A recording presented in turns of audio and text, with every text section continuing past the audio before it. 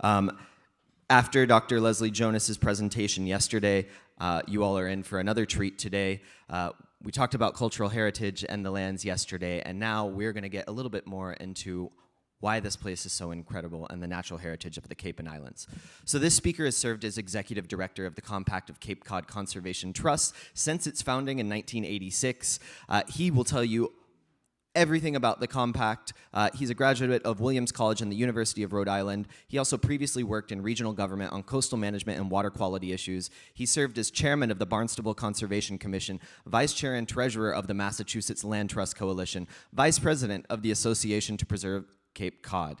He also serves as the governor's appointee to the Cape Cod National Seashore Advisory Commission. He's an elected water commissioner for the Cotuit Fire District and serves as chairman. The U.S. Environmental Protection Agency acknowledged this gentleman's work with a Lifetime Achievement Award in 2009. He has completed almost 1,000 land preservation projects in Massachusetts, from the Cape to the Berkshires and in New Hampshire. He lectures on land conservation issues at national conferences and various stages. It is my honor and pleasure to welcome to the stage Mr. Mark Robinson.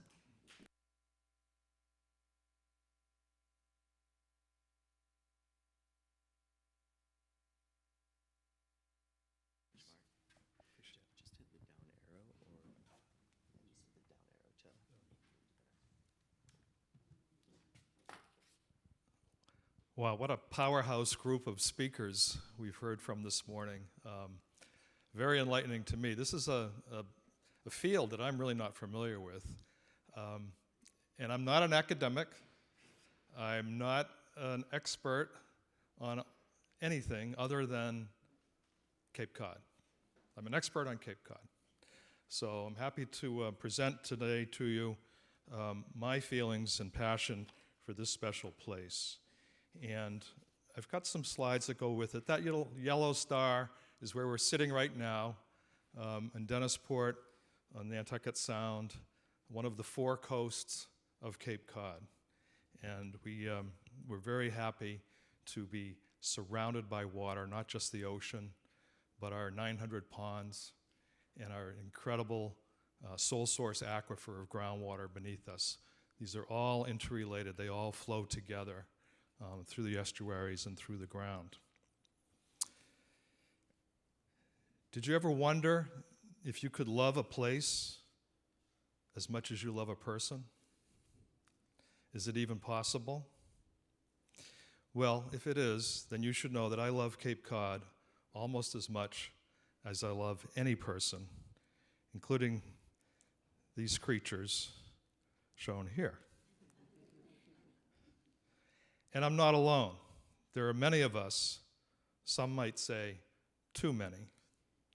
When he visited the great beach of Cape Cod in the mid-1800s, Henry David Thoreau wrote, "A man may stand there and put all of America behind him."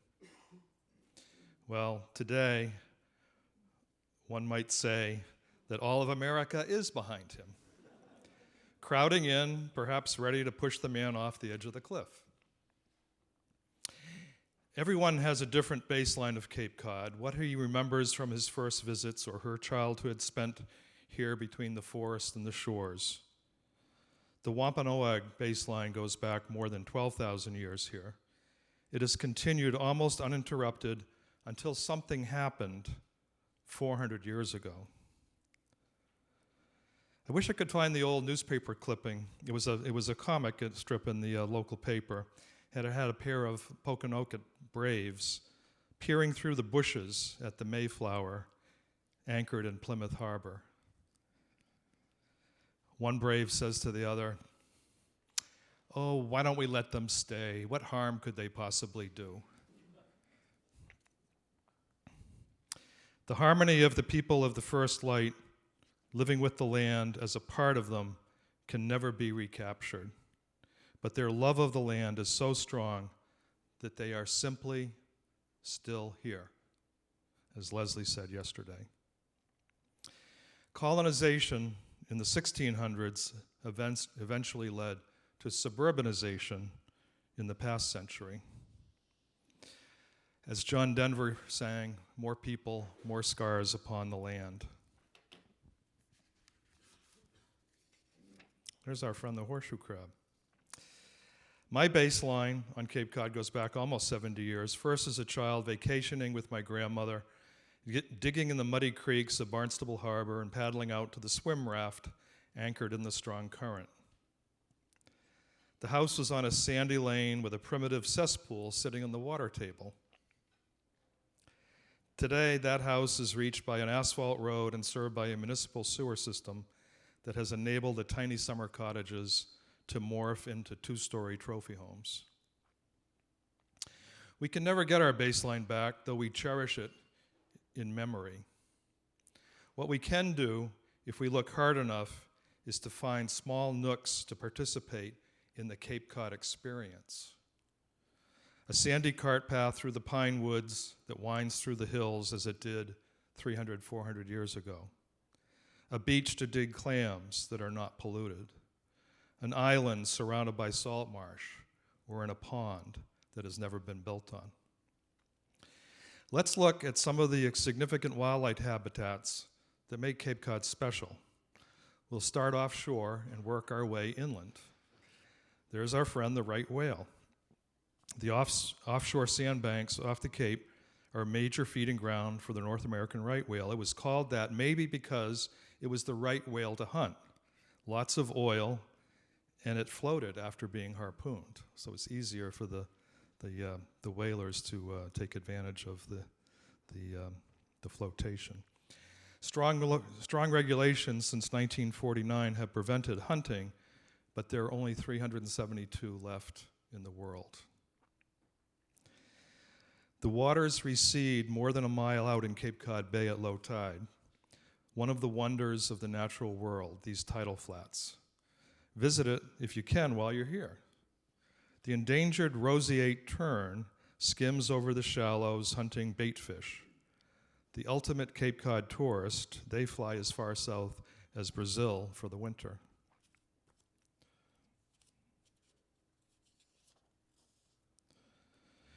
Two-thirds of the population of the threatened eastern spadefoot toad live on the Cape's duneland, mostly in Provincetown. Technically a frog, they live under the sand most of the year but emerge for breeding after heavy rains in the spring. Our most productive ecosystem is the salt marsh, where two-thirds of our fish and shellfish spend part of their lives. The threatened diamondback terrapin, once collected to near extinction for export in turtle soup, feeds in the creeks and nests in the adjoining upland. Shallow freshwater streams called estuaries host our river herring, which live in the sea but migrate up the streams in the spring to spawn in our headwater ponds. Owing to too much offshore trawling, the herring are only 20% of what the population has been historically. There has been a moratorium on catching them in our streams since 2005. Our 900 freshwater ponds are our inland jewels. Many have no outlets or inlets. They're filled by groundwater.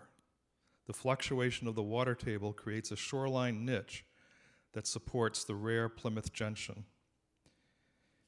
And that was supposed to move, but it's not moving. Let's see if it can make it move. Nah, it's not going to work. Anyway.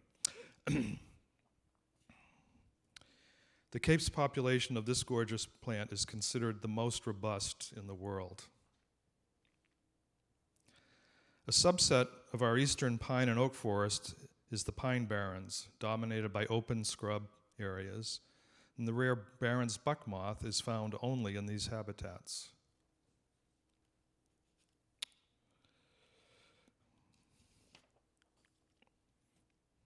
Oops. Most of the extensive white cedar swamps on the Cape were cut down to make cranberry bogs 150 years ago. The ones that remain are the preferred nesting habitats for the threatened parula warbler. So much of our natural heritage has been lost to development in my lifetime, but remarkably, much has been restored. We have lost our barn owls, our whippoorwills, our bobwhite quail, and meadow larks. but we've regained our osprey, turkey, piping plovers, and even bald eagles. These returnees have been helped along by the hand of man, whether by enforcing regulations to protect their nests or reintroducing pairs. When I started in the field of environmental protection, beach buggies were still running up and down the entire length of the national seashore, squashing plover chicks and creating ruts. It took 20 years of education and regulations for the user group to understand that there had to be constraints on the places, times, and numbers of vehicles to help this fragile, threatened species. At first, they grumbled and put bumper stickers on their Jeeps and trucks in a snarky New England way, piping plovers taste like chicken. But it is a big success story. Cape Cod now leads the nation in the restoration of this tiny shorebird's population, something we should be proud of. It's important to know that Cape Cod, once a thriving maritime and agricultural communities by the early 1840s, essentially became an economic backwater from the Civil War through the 1920s, losing population and, for many people, hope. Fishery stocks collapsed, soils were depleted, forests denuded, and the whaling industry moved elsewhere, and young people left for the city or for the West. It was only with the car culture of the 20th century in the 1930s and the paving of roads and the laying of telephone and electricity lines did the Cape start to rebound, but this time as a tourist destination.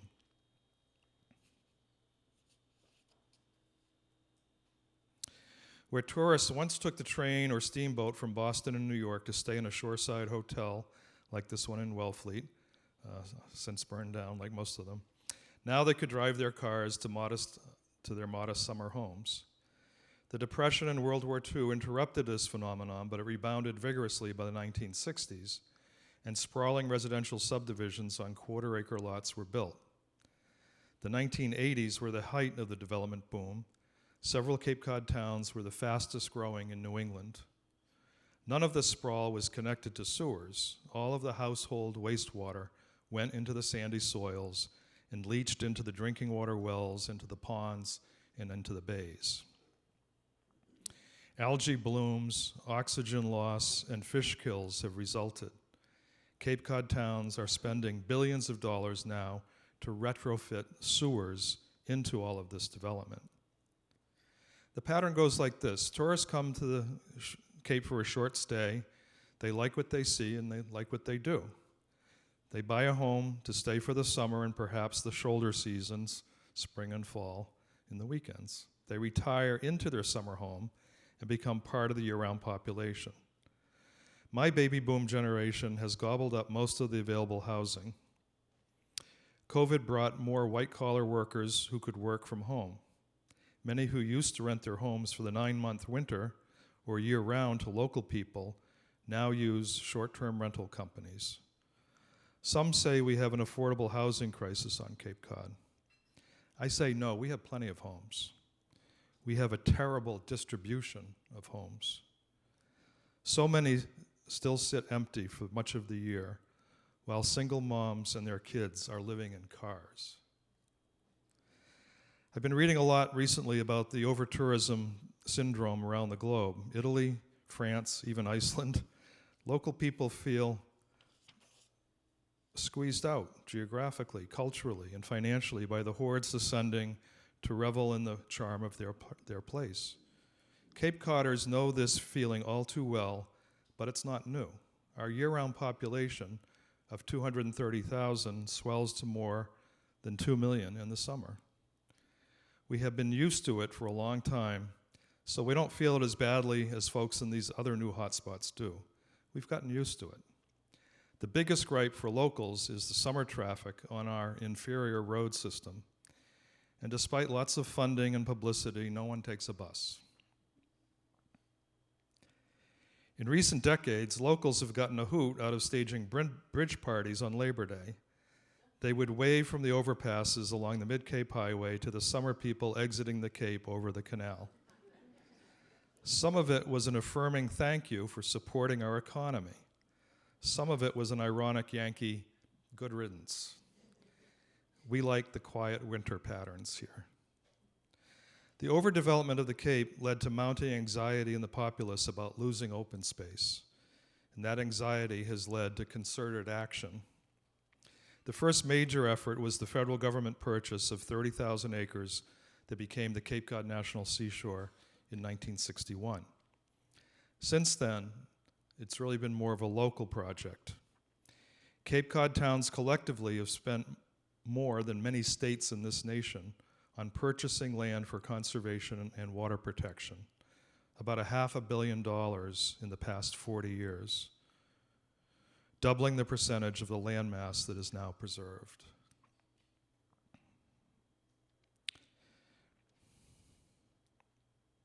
My organization, the Compact of Cape Cod Conservation Trust, was formed in 1986 to provide expertise in the ways and means of habitat and water protection.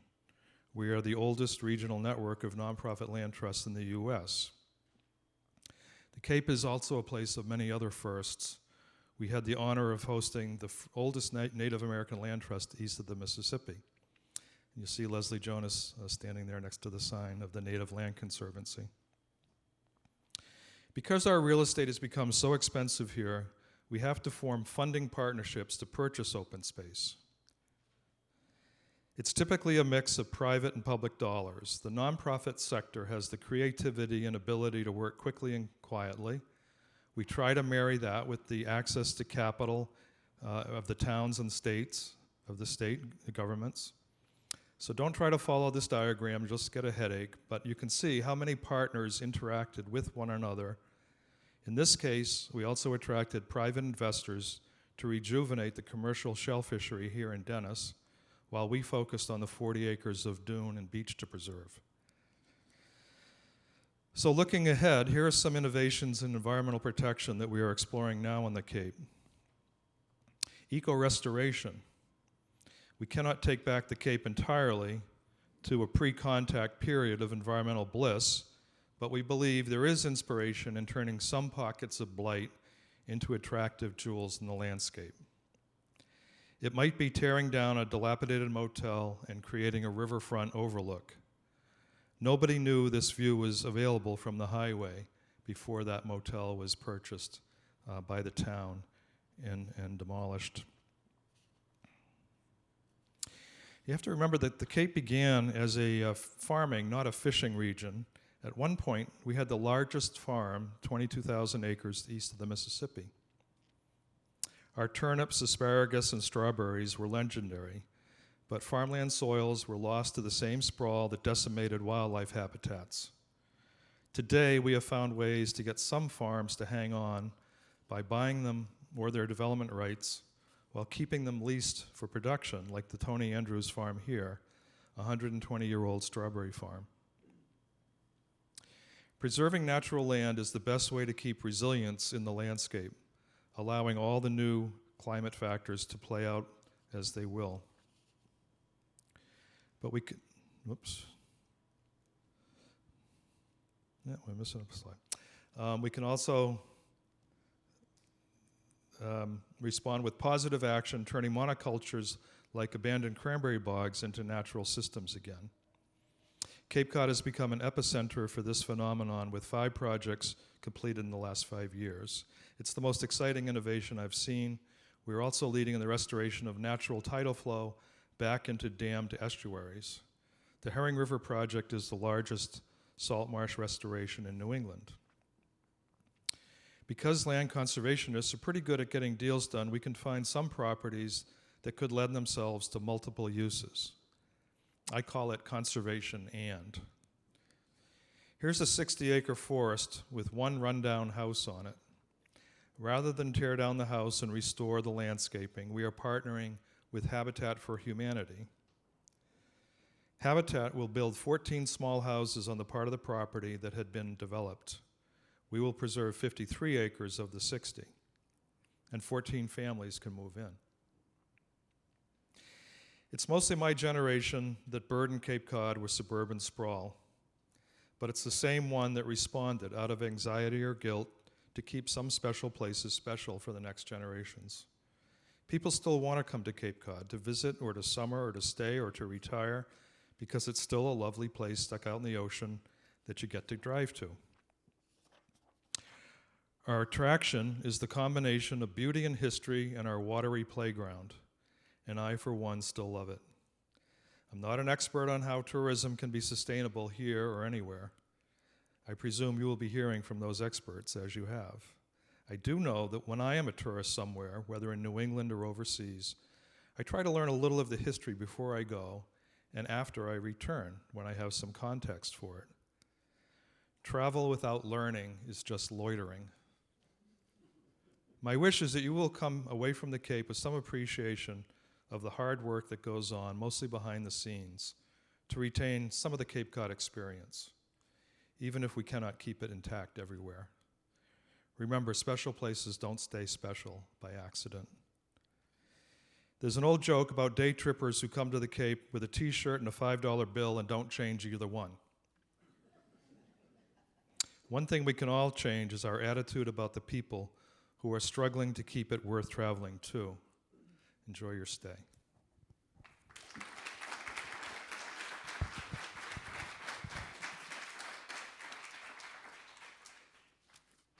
there any questions? Thank you.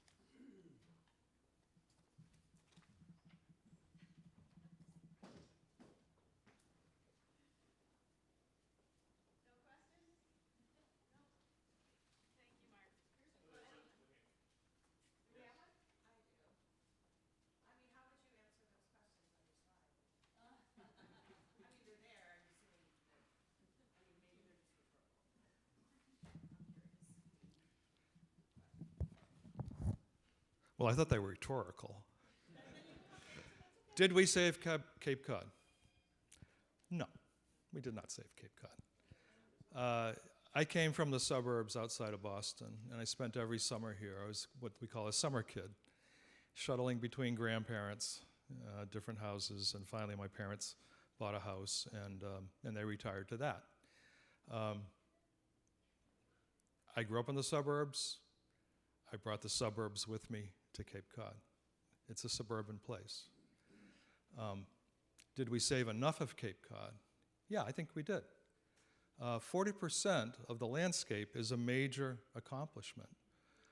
It's been a very expensive ordeal, but all of that work, mostly at the very local level, remember there are 15 towns on Cape Cod, each town had to make its own choices of how to raise money, what properties are important to preserve, doing the deals, negotiating them, paying for them, taking care of them afterwards, some of them being able to be inviting the public on through trails.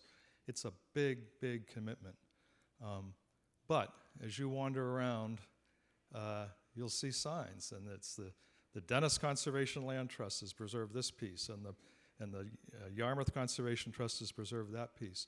There's a lot of small jewels in the landscape that people enjoy every day, and that's what keeps us going. We focus on our successes, not the sprawl like the slide I showed earlier. That was not a generic slide. That was right in the heart of Cape Cod and Centerville, a sprawling 300-unit subdivision. So that's what was making its way across the landscape until people in the 1980s primarily, and working forward from there, instituted this preservation of open space in their community as a standard operating procedure, having to go to the town meeting, getting legislative approval to buy something, finding the money, taxing themselves. We have a Community Preservation Act, which is a funding mechanism. It's a 3% surcharge on property tax to help the towns buy open space, as well as provide affordable housing. So, we're not relying on federal grants to do all this work. Very little of it, in fact. And only about 10% is funded by the state. It's mostly local people taking out their wallets every year and saying, that's important to us. We'll buy it, we'll protect it, we'll enjoy it. Thank you for the presentation. You mentioned, the upkeep and taking care. I'm from Lake Tahoe, and most of our conservation has been through federal or state dollars, but it lands on the local jurisdictions to maintain, which those costs are just climbing exponentially with all the climate change issues. We have fire, you have flooding. What are new ideas of like the cost of maintenance and how they're doing it? Because it's difficult. Okay, so the question was the cost of maintaining these open spaces. And we're very lucky to have a lot of volunteers working through the local nonprofit land conservation trusts that I work with. People who step forward and say, yeah, I can come out for 2 hours a day and tear down invasive species that are ruining the forest, or clear the trail after a storm, or even just walking through to make sure that the place is being kept up. So it's primarily a volunteer effort. More and more groups are starting to fund stewardship staff people. So now we can organize those kind of cleanups and maintenance. But it's different from each little community, how they address it. In some cases, the NGOs are offering their services to the municipal government to take care of the town conservation lands. So there's a lot of partnerships back and forth. We've also had a very vigorous AmeriCorps program, which is a federally and county and state group of young people who provide national service for a year. And the Cape has been very lucky to have a very active group of them to help out with those activities. Anyone else? Thanks very much for your time.